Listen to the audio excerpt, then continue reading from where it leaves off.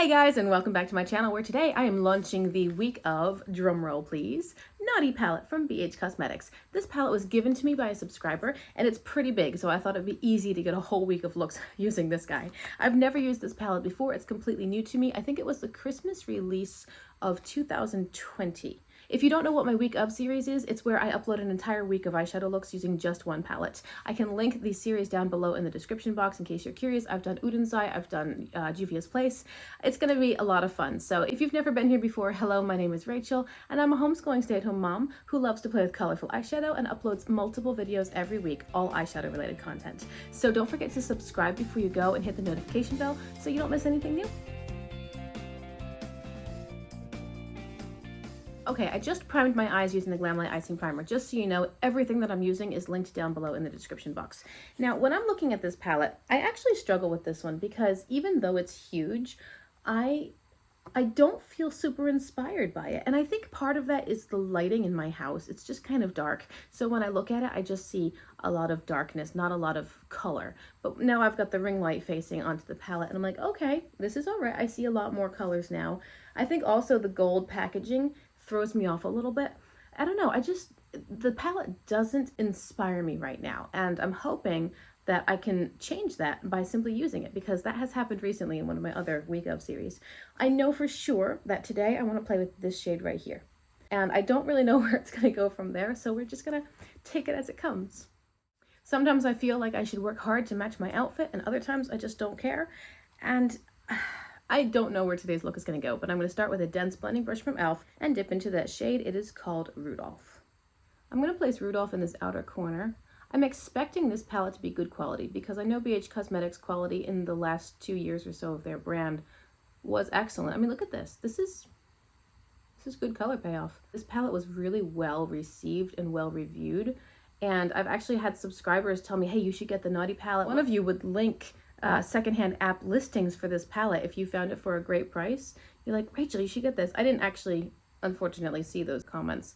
YouTube is weird about its comments. If somebody comments on a video of mine and I respond in any way, then any new comments that happen on that thread, I'm not told about. I don't get any notification that they exist. So if it's like a one and done sort of thing where you guys comment, I respond, and that's it, then that's fine. I see those.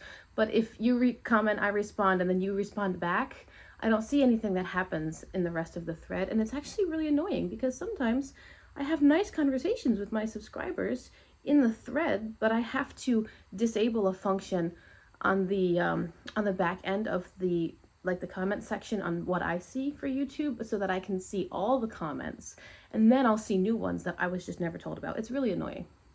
I want to buff this color out. I like to do a bit of a cat eye shape with my shadow, but I don't like it to be really stark. So I'm taking a clean blending brush and just softening this color in small concentric circles in the outwards and upwards direction.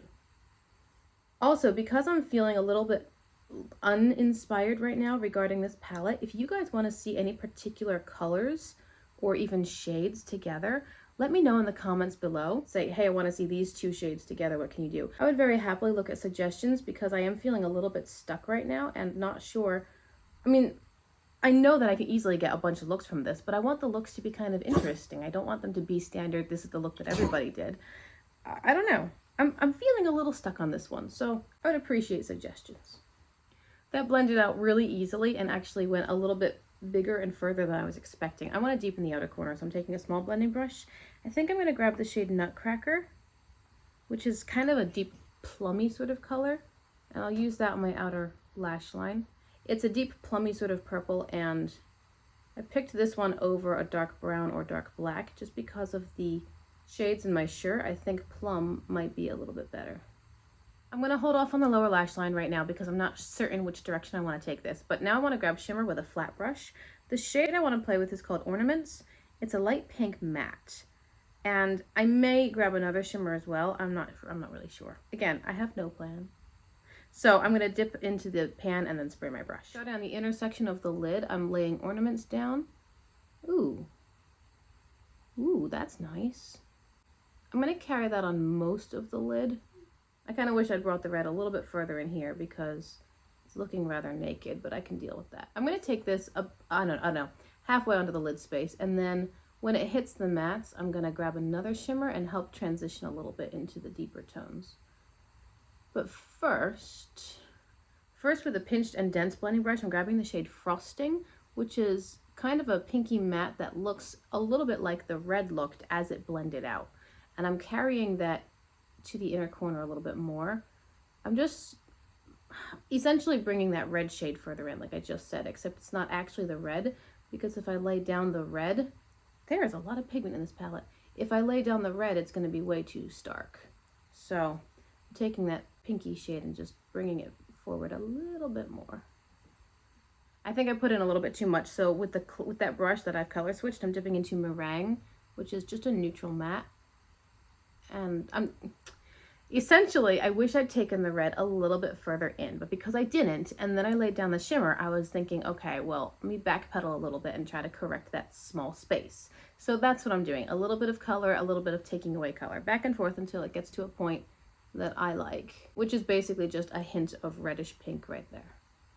And I think that worked quite well. That Meringue shade, wow.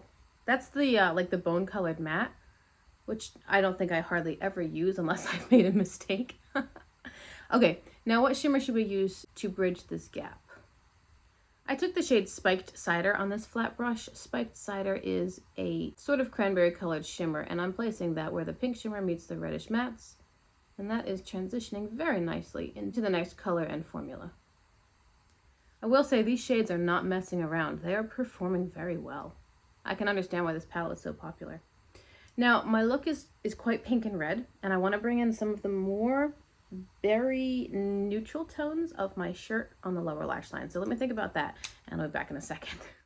Okay, I'm going to take a small blending brush and grab the shade Mold and put this on the outer half of my lash line. Maybe the outer 2/3 of my lower lash line. This is going to tie into the more neutral tones of my shirt and sort of bring it all together a bit. Now I'm taking a more loose and small fan brush, and I'm dipping into Misbehave, which is a lighter version of that matte. I just laid down a little bit more mustardy. I'm putting this on the inner lower corner, and I'm going to use it to buff out that brown shade I just laid down, just to soften it a little bit. Then I'm going to grab a smudger brush. Can't seem to find my regular one, so this is just a flat topped brush, and I'm pressing the shade, the one I used before, oh, Nutcracker, the dark purple, and I'm pressing that into the lashes of my lower outer corner, because this now will tie into the purple tones that I used above. I'm sorry if the mirror is in your way. I don't have contacts. I just have glasses. Like after I film, I put on my glasses and my eye look is obscured. It's not true. It's funny. I used to have glasses that had pretty thick frames. I had them for like 10 years. Almost our entire marriage, I had the same pair of frames until finally I started getting into eyeshadow and I needed to get a new prescription. And I thought, you know what? I put all this time into doing a pretty eyeshadow look that nobody sees because I've got these heavy framed glasses which just cast shadow onto my eyes. So the next pair of frames I got were almost invisible frames. I'll show them to you.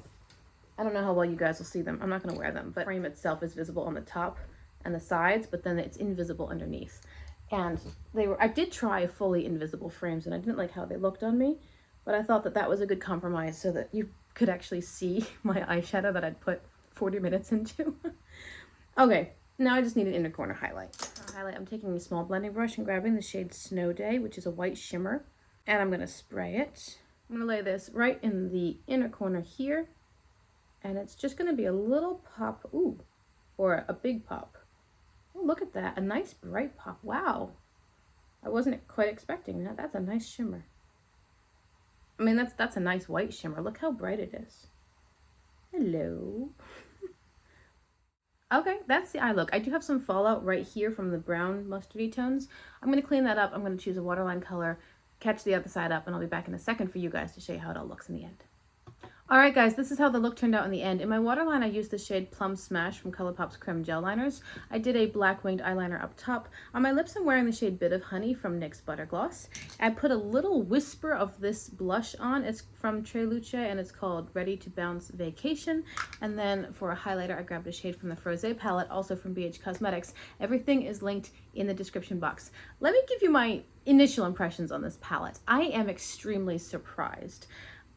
I know that it was really well reviewed, but upon looking at it, I just wasn't feeling very excited. But now that I've used these shadows, these are excellent quality. They're really good. I mean, they're so pigmented. They're very buildable and blendable. In fact, I would say they might be a little bit too blendable, where the red actually blew, like the first color I laid down actually blew out more than I was expecting it to, and I had to use that bone matte shade called Meringue to kind of backpedal a little bit. However, that meringue shade is incredible. Like, that matte bone color covered up darker, deeper pigments. That's impressive. And then the shimmers, I was really impressed by the shimmers as well. Like this pink shimmer, I was expecting it to be a little bit less opaque, a little bit more transparent, a little bit more light. And when I laid it down, it was like, wow, pink shimmer, which is why this look is a lot more pink than I expected, which is why I brought these more neutral tones onto the lower lash line. I'm very impressed by all the shadows I used today. And what did I use? 6 or 7 of them?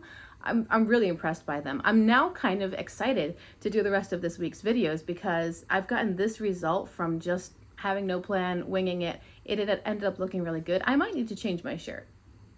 Might need to change my shirt.